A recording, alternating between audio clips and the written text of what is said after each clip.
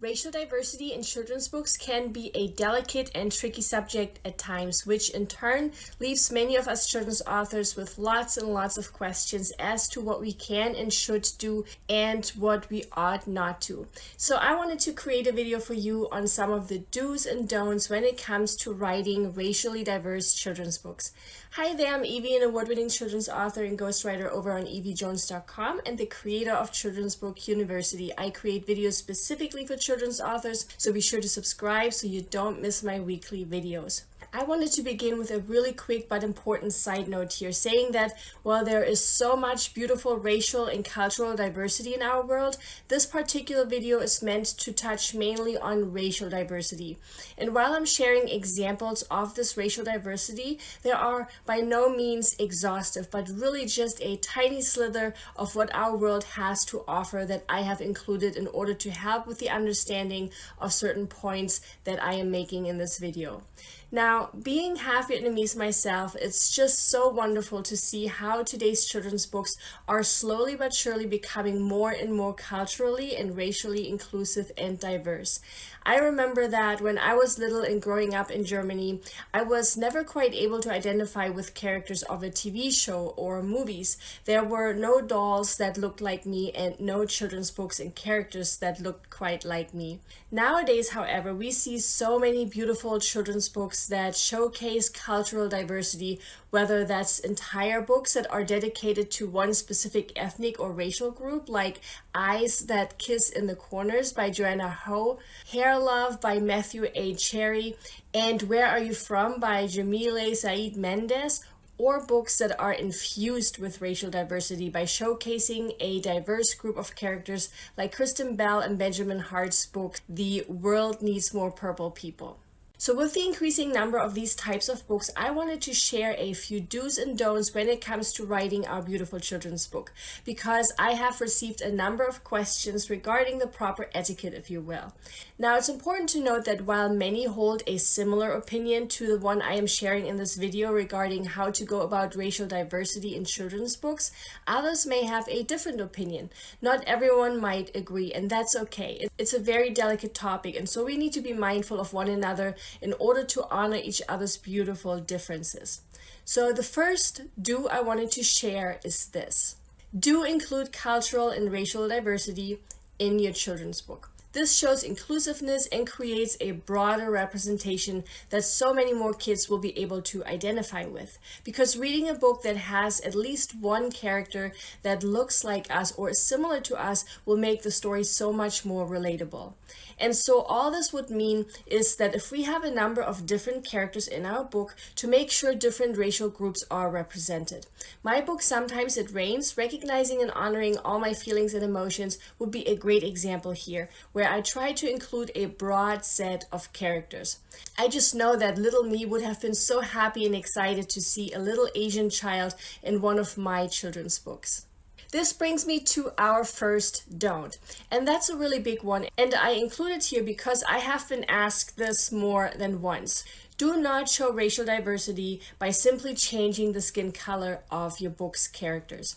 For example, let's say that after watching this video, we decide that we'd like one or more of our characters to represent a different racial group.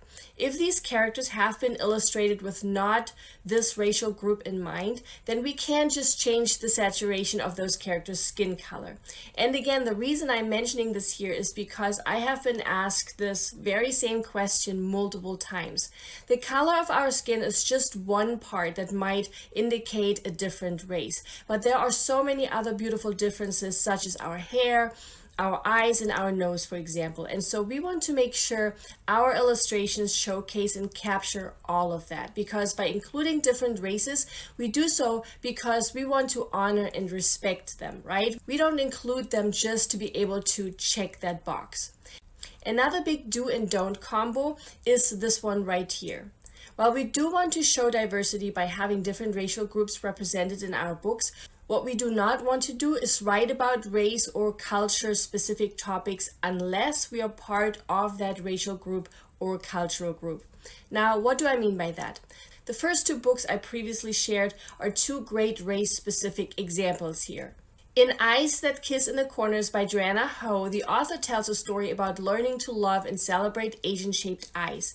This beautiful book is about self-love and empowerment told from the perspective of someone with similar experiences. And so it should be written by someone that shares these experiences and has experienced the same firsthand. So it's often seen as inappropriate if someone that does not share this racial background or is not associated with someone with this racial background were to write such a story. That being said, one of my children's book university students voiced a similar concern when he wrote his first children's book. While not being Asian himself, he had written a book with a little Asian boy as its main character in a culturally Asian setting. However, there were two things I was able to point out to him to assure him that him writing the story was appropriate. One, he made sure to hire an Asian illustrator who, of course, was very familiar with things like the different features and the different customs that he wrote about in his beautiful book. And two, he is married to a member of that racial group, and so his book's character was actually based on his own son. And so, one, because of his family, and two, because of his commissioned illustrator, this author was actively able to bridge this gap that otherwise would have made it arguably inappropriate to write a book about the workings and traditions found in a different racial group. Another great example that I also shared here is Hair Love by Matthew A. Cherry. This beautiful book is very much an ode to loving our natural hair. And so it would be considered inappropriate to write a story with its main focus being on a unique experience such as black hair if we ourselves are not members of the black community. The same would hold true with things other than just appearances as well that are specific to certain groups. The children's book I Love Boba, for example, is a beautifully illustrated children's book celebrating bubble tea and Asian culture and was written by an American-born Chinese author named Katrina Liu. In the children's book, What Can You Do with a Paleta?, a young girl introduces readers to the frozen fruit flavored treat that is widely known and loved by Mexican and Mexican-American children, and was written by Carmen Taboya, an American writer of Mexican descent. So these are two food-related children's books that are tied to a specific group of people where, again, it's much more accepted when these topics are being shared and written about by authors that are part of those communities. And one final example I wanted to share here is Forever After, a book that is meant to be gifted to newlyweds and newly engaged couples. It's from my own series, Life's Biggest Moments, and it's not a children's book, but it's a great example to show how we can showcase racial diversity. Here I wanted to share a story where a couple is aging through life together, covering all of a couple's major milestones, from the proposal to their wedding to traveling the world together, all the way to growing old together. And so the two characters were based on me and my husband. So the female is of Asian descent. Now, being Asian myself, I felt comfortable portraying the character the way I did. If that wouldn't have been the case, however, I would have chosen a different way of portraying these characters. Option 1 would have been to simply show both characters as Caucasian characters. Or option 2, I would have included a different couple for each page, which would have allowed me to weave in other and different ethnic and racial backgrounds as well. Now, this video wouldn't be complete with at least one, if not two, actionable ninja tips of mine, so here they are. Ninja tip number 1 is that if we should ever feel uncertain as to whether or not it would be okay for us to represent our characters a certain way, I would recommend following these 3 guidelines. Number 1, if our book has multiple characters, then it is absolutely more than okay to show racial diversity. It's desired even and preferred. Or if it's a series, it's very acceptable to feature a different beautiful racial group in each book in this series. Andrea Beatty's questionnaire series is a beautiful example here, where she started out with a main character of her own racial group, and then when her series grew, she included other racial groups as well. Notice, however, that none of her book's topics are race specific, so showing diversity that way throughout her series is beautifully inclusive and absolutely okay. Guideline number 2. If our book has only 1 or 2 main characters, then it is really important to look at what it is we are trying to share in our story.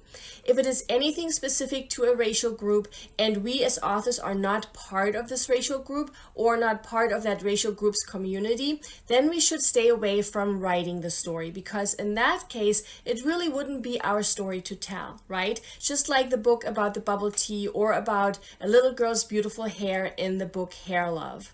Unless we are part of those communities, we should not be telling these stories. And guideline number 3, if our book has only 1 or 2 main characters, but it's a more general story teaching about concepts like kindness, for example, then including a different racial group other than our own is more accepted in the literary world. And my ninja tip number 2 is actually an alternative. Alternatively, if we should still feel uncertain but want to make sure all kids feel included, we can always have our characters be represented by animals or other objects such as trucks or trains, for example. That's a beautiful alternative with so many wonderful, successful examples. Some of my favorite ones being the Llama Llama series by Anna Dewdney, the Bad Seed series by Jory John, and the Little Blue Truck series by Elise Shirtley. Now, the examples in this video are by no means exhaustive, but I hope they helped show you what is more and what is less acceptable within the literary world when it comes to racial diversity. While we do want to show racial diversity by having different groups represented in our books, we want to do so in a very responsible and respectful manner to truly honor all our differences. I hope you found this video really helpful, and if you would like to add anything to this particular topic, if I missed anything, please feel free to share your thoughts in the comments below. Please give this video a thumbs up and subscribe if you haven't yet. It really encourages me to keep making free videos for you just like this one. Here's to helping more little ones feel included and seen. Bye!